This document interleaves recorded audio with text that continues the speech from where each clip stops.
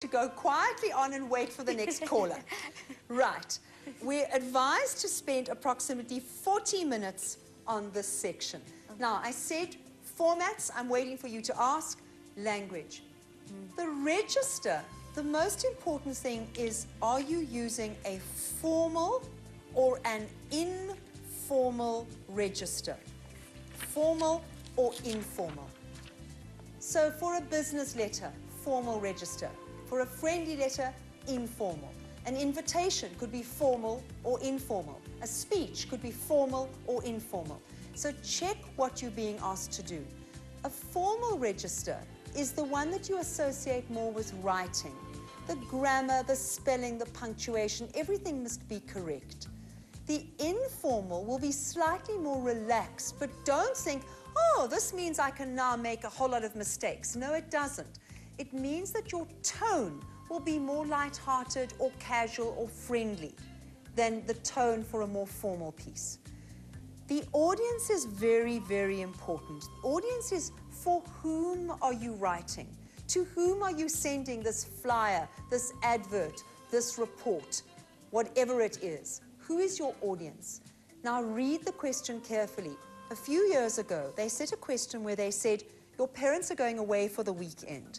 Write the letter, the note that your parents leave for you with their instructions to you about what to do over the weekend or what not to do. And a number of the students wrote a note to their parents. So be very careful. Who is writing? To whom is that person writing? And what is the purpose? And from that, you get what style and language should I be using. Let's have a look at the examples here. See a lot of emphasis on the instructions that were given in that paper. Yes, you've got to read it. It is important. Letter to the editor. Now, do we know what to do? You should know immediately.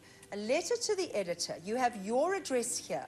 So you write 18 Elm Street. Something easy that you can spell and that isn't going to cause a problem. Now, I know Berea because I know the Berea code, and you're going to write the date. Let's say you're going to write 15 October 2010. Now, should you leave a line open? Some teachers say yes, some teachers say no. You will not lose any marks if you leave a line open or you don't. I like a line open. Right, oh, hang on, I'm writing a letter to the editor. You see, I must think. You write the editor. Always in a business letter, write to a person. Do not write to a company. You write to a person first. The HR officer, the editor, the CEO, the manager, write to a person.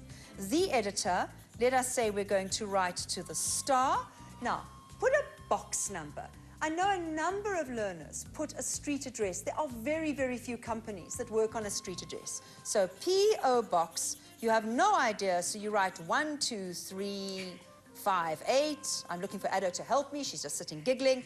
And then you write Johannesburg. It should be Marshalltown, but you're not too sure how to spell Marshalltown. Write Johannesburg. Okay. And then you're going to write a code.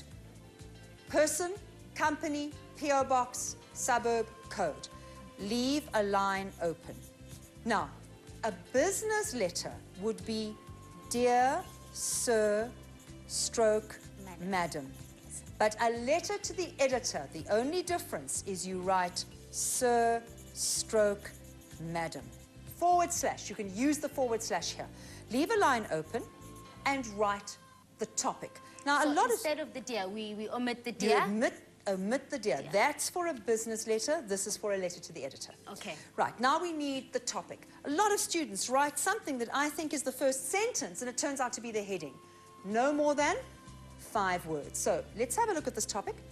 Schools today are experiencing numerous problems, such as violence and absenteeism.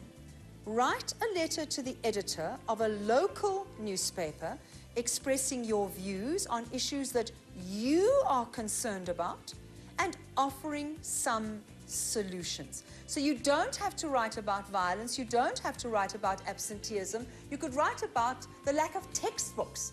It's anything that you want to write about. So if you want the violence and the absenteeism, please do. If you want to write about something else, please do. But notice, you express your views and they want solutions. So your heading would be what? Problems in schools. Something like that. Problems in schools. Now, I don't have time to plan this, but what I would suggest is a short introduction, a longer body paragraph, a shortish conclusion, and finish, because you've got 12 to 15 lines. You just don't have space for anything very much. So I would still like you to try to write 3 paragraphs. So let's just see what that would look like. You're going to do paragraph 1, very short. I have concerns about schools. Paragraph 2, where you outline the problem and the solutions. And then paragraph 3, and then you end it off. Leave a line open. You always, in a business letter to a stranger, write yours faithfully. Capital Y, yours, little f, faithfully. Then you sign it. Then you print your name. And if you want your title to be known, you put that in brackets afterwards. Okay. Like that. Now, please remember, who is the audience of a letter to the editor? So many students think that the audience is the editor himself of the letters page. And they say things like, you must do something about the problems in schools. No, no, no, no, no. You're writing, in fact, to all the readers. That's true. It's found right at the beginning. Yes. So you must get that right. When you say you in a letter to the editor, you mean all the people who buy and read that newspaper or that magazine. That is the you. Janet, we've got a caller right there. We've got Rovua. Hello, Rovua Makado. Hello. Hello, you've got a question for us? Yeah. Give it to us. I need the format of writing a memorandum. Right. When you write a memo, most people put memorandum at the top, and they mostly put it in capital letters. Now, you always have to have to and from and a date and often a topic, what it's about. The way you'd have a topic on an email, for example. So to, let's say, the members of the English department, from Janet, date the 15th of November, topic marking the grade 11 papers, whatever. Are you with me so far? Is that okay? Hello. Do you understand so far? Yeah. All right. Now, the rest of it you just write in normal paragraphs. So if you want your little introduction, maybe a sentence or two, maybe you want to use bullets. You know, I would like everybody, let's say it's to the netball team. I want us to meet next Friday. Would you please all bring? And you can bullet, something that's easy to read. And if you want to, you can sign it. But most people don't, because you've got this from right over there. So you just write it in your paragraphs, and when you've finished saying what you want to say, you stop. Okay, so that's what a memo would look like. I think, let me just have a look here and see if I can show you an example of a memorandum. Just give me a minute. Page 50 of my thing. If you look at this, there is a memorandum.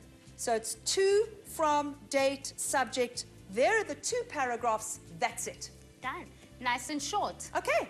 All right. All right. Rovua, I hope that we helped you out right there. Okay, Rovua seems to be gone right now. I've got another caller. Hello, Mbali. Hi, Mbali. Hello. Hi, Mbali. Can you please turn your volume down so that we can hear you properly? Okay. All right. Then you can ask your question while you're at it. My question is, it's about section A. Yes. Yeah, what I want to know is how to write an essay, an introduction to an English essay. All right. I would like your introduction, whether you are writing a descriptive or narrative essay, or if you are writing an argumentative or opinionative or discursive essay, I would like you to begin in the moment. Let me just explain to you what I mean by that. Let us say you are writing the essay about freedom. So you say to yourself, where could I begin? Maybe I could begin with people toying in the street, saying, freedom, freedom. You know, I'm going to begin with that. You're beginning in the moment. Then in your second paragraph, you can say, freedom is so important. We've struggled for it. We've fought for it. You can then start discussing. But I would like you to begin in a moment and begin with something happening rather than beginning. Let me give you the example from last year, which I was talking about earlier. We had a picture of a dog with a toilet roll and the word love. And student after student began, what is love? Now that's the most terrible opening. Rather say to yourself, what is love? And take a moment of, let's say, a child, mommy, I hurt myself. Begin with that and say, how does a mother show her love? Then you can go on. But begin with something happening.